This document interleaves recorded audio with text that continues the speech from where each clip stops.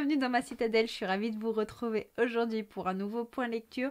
Aujourd'hui on va parler manga et romance, c'est déjà pas mal, donc allons-y, commençons tout de suite.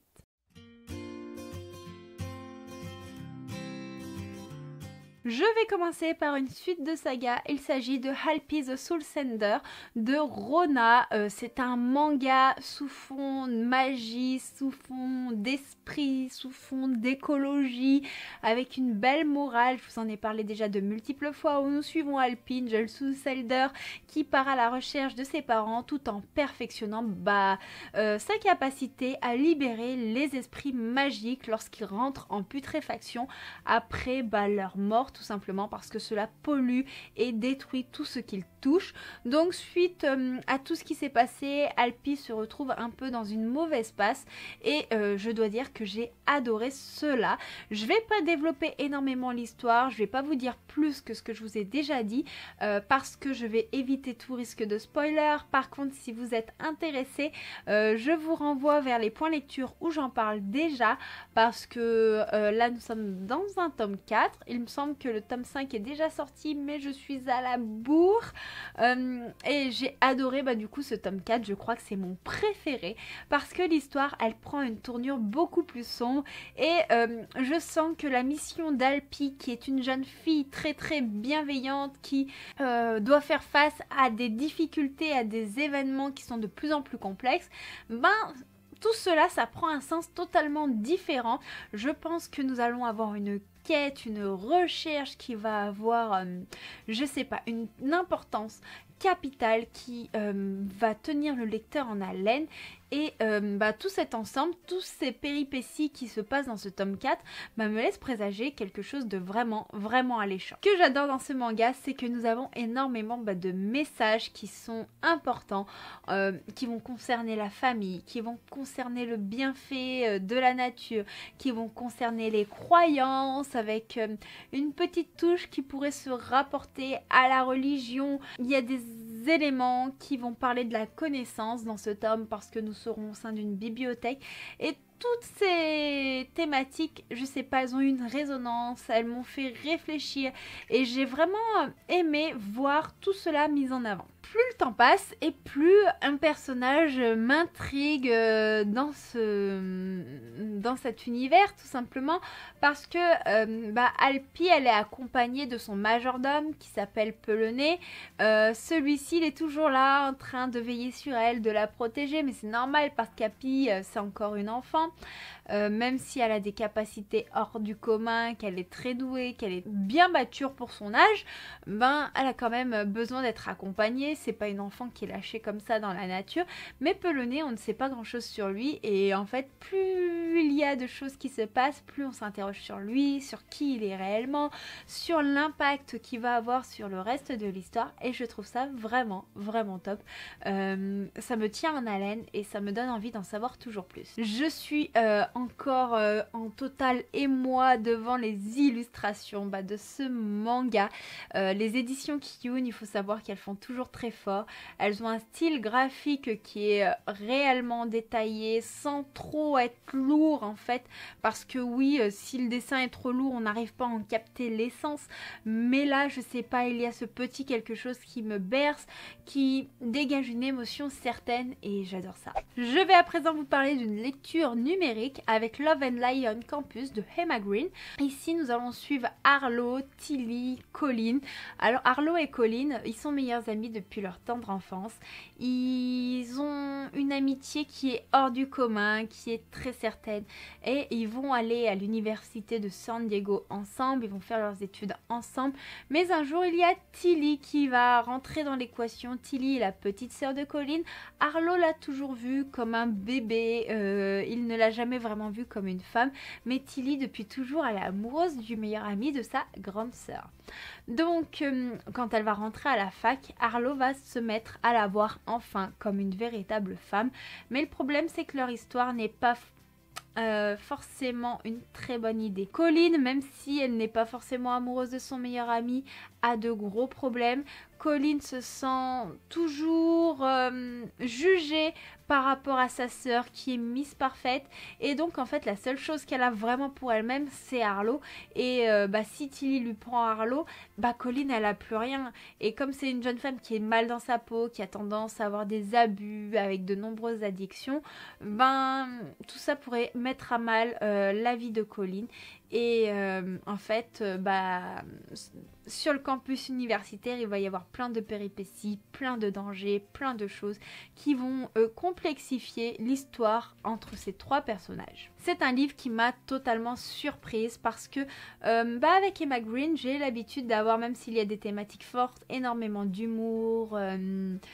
Et là, en fait, c'était sombre. C'était sombre et intense. Il y avait quand même une immersion qui était totale dans le récit, puisqu'il y a cette plume qui est addictive, qui vous tient en haleine, qui vous fait vous interroger. Et en même temps, vous avez ces personnages qui sont très hauts en couleur, parce que nous avons Harlow, qui est un sportif, qui est un peu perdu, tiraillé entre son amitié, ce qu'il ressent, et en même temps, les histoires qui le touchent au sein de sa famille et plein d'autres domaines. Nous avons une grande sœur Colin qui est un petit peu borderline, qui ne maîtrise pas ses émotions, qui sombre de plus en plus. Et nous avons cette jeune fille qui est tout simplement au premier abord parfaite, qui n'a aucun défaut, qui ne s'en rend pas compte en fait, c'est genre la beauté, mais qui ne sait pas qu'elle est une beauté, vraiment le cliché un petit peu classique des héroïnes. Et nous avons énormément de représentations diverses, de la diversité à travers plusieurs communautés. Nous avons des Mormons, des personnes de la communauté LGBTQI+, il y a énormément, beaucoup de choses qui sont représentatives, qui font passer des messages, qui vont parler de l'acceptation. Il y a vraiment beaucoup de thématiques, comme je vous ai dit, et j'ai trouvé ça encore plus prenant. Ça véhicule une émotion qui est dure, ça véhicule un tiraillement psychologique qui concerne les personnages, mais qui vous le fait vivre encore plus intensément. On va vivre la culpabilité, l'incompréhension, la peur et d'autres thématiques, d'autres sentiments qui sont tout aussi forts, mais dont je ne peux pas vous parler sous risque de vous spoiler. C'est une histoire de recherche de soi, de reconstruction, de famille, d'amitié. Enfin, il y a beaucoup de thématiques, mais c'est une lecture qui ne laisse jamais insensible. Je pense que ce n'est pas possible. Après, bien sûr, vous pouvez ne pas être sensible à l'histoire du fait que vous n'aimez pas la romance, ou du fait que il y a peut-être certains éléments qui peuvent être clichés, mais dans tous les cas, ce roman fait quelque chose. À présent, je vais vous parler d'une lecture audio, et je ne sais pas si vous me suiviez déjà à cette période-là, c'était à peu près au printemps, il me semble. J'étais tombée sous le charme de La Reine des Détestés de Enaël, et quand du coup la plateforme Audible m'a proposé un autre roman de cette autrice, je n'ai pu que succomber. Il s'agit de Saut romantique, et donc ici nous serons dans le spin-off d'une romance qui est Not a Fucking Romance. Donc ce sont des livres qui peuvent se lire indépendamment, mais par contre si vous souhaitez tous les lire, pour éviter les spoilers, c'est mieux de les lire dans l'ordre. Donc il faut d'abord lire Not a Fucking Romance avant Saut romantique. Chose que je n'ai pas faite parce que je ne savais pas au moment où la plateforme m'a proposé ce roman. Ici nous allons suivre Milan. Milan est un papa célibataire. Sa conjointe l'a quitté, et elle va se marier, sauf que il ne veut pas venir seul à son mariage, surtout que son ex va lui dire « Oh je suppose que tu viendras seul comme toujours », elle va le juger, et pour cela il est prêt à trouver la femme de sa vie, à tout faire pour vivre cette histoire et à tester énormément de choses. Mais ça va être très compliqué. Il va avoir beaucoup de remises en question. Et c'est un roman très surprenant parce que je ne m'attendais pas qu'il y ait une tournure MM. Moi qui n'avais jamais lu de pure romance MM. Je ne parle bien sûr pas de Heartstopper, qui est un roman graphique sur la découverte sexuelle, parce que c'est un roman graphique, donc je ne le mets pas tout à fait dans la même catégorie. Mais là nous sommes vraiment dans la découverte d'un homme qui va se découvrir lui-même sexuellement parlant en fait. Et ce livre, si vous n'avez jamais lu de MM, je vous garantis qu'il est idéal pour se lancer dans ce genre-là. C'est une lecture qui est complètement barrée et qui va se jouer des a priori. Pourquoi? Parce que Milan est fan de romance. Milan est très romantique, Milan a des principes, Milan est très sensible. Et en fait, tous ces clichés, les gens vont lui dire non, mais en fait, les gens le prenaient pour quelqu'un de gay avant que lui-même se découvre une attirance pour un homme. En fait, j'ai trouvé ça vraiment, vraiment top. Surtout que beaucoup de gens vont le comparer à une femme, alors qu'en réalité, Milan ne manque vraiment pas de virilité. C'est une lecture complètement barrée parce que la famille de Milan est quand même assez atypique avec ses deux frères, sa sœur, le compagnon de sa sœur. Je vous en dis pas plus. Mais si vous lisez ou vous écoutez cette romance, vous ferez le lien et vous comprendrez ce que je sous-entends. Il y a aussi une atmosphère familiale parce qu'on va voir Milan avec ses deux enfants qui a des galères mais qui les aime plus que tout parce que ces deux enfants, ce ne sont pas les petits anges qu'il a l'habitude de voir dans les romances, c'est plutôt tout le contraire et en même temps il les aime plus que tout, il rêve de la famille idéale, il veut leur offrir un foyer heureux. Nous avons une belle critique de la société à travers cette romance parce que on va parler de la recherche d'identité et en même temps cette recherche d'identité est mise en avant du fait que on essaie de mettre les gens dans des cases alors que pas du tout, puisque Milan, même s'il a des attirances pour les femmes, en fait il a eu une attirance pour un homme et cette attirance pour un homme ce sera un petit peu le sujet de l'histoire et en même temps en fait il est pas forcément gay.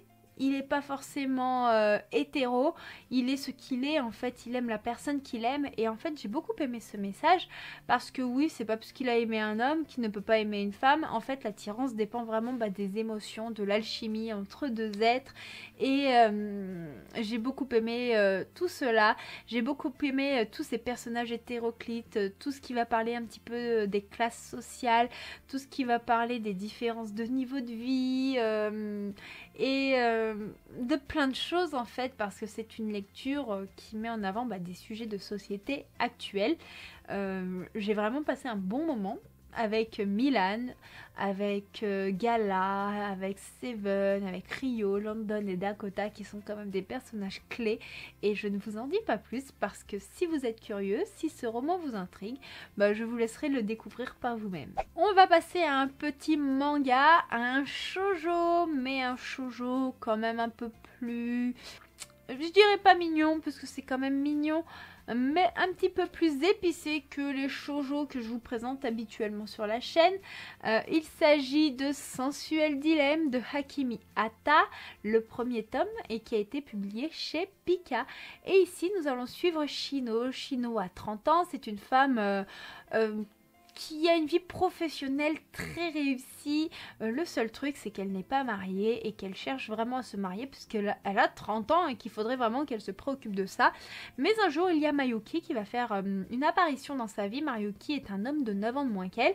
Il a 21 ans et il va lui déclarer son amour, mais avec tellement de sentiments, c'était tellement fort qu'elle va pas pouvoir l'ignorer. Donc elle va lui dire, écoute, t'as 21 ans, t'as pas du tout les mêmes aspirations que moi pour ta vie future, donc si tu veux on peut vivre quelque chose ensemble, mais le jour où je trouve quelqu'un avec qui je peux vraiment me marier, construire une famille, à ce moment là entre nous ce sera terminé. C'est vraiment une histoire surprenante, je ne m'attendais pas du tout à cela. C'est un shoujo qui va totalement aborder la pression sociale que l'on ressent à l'approche des 30 ans, l'attente qu'ont de nous les proches de notre famille, notamment les parents qui vont nous dire c'est quand que je serai grand-mère, c'est quand que tu vas te marier, que je pourrai t'accompagner à l'hôtel, ou plein de petites choses comme ça en fait, puisqu'il y a beaucoup de gens qui ont des attentes concernant notre propre vie, et donc Shino, elle est vraiment coincée le cul entre deux chaises parce que elle a envie de vivre quelque chose pour elle et c'est en totale opposition avec ce que l'on attend d'elle,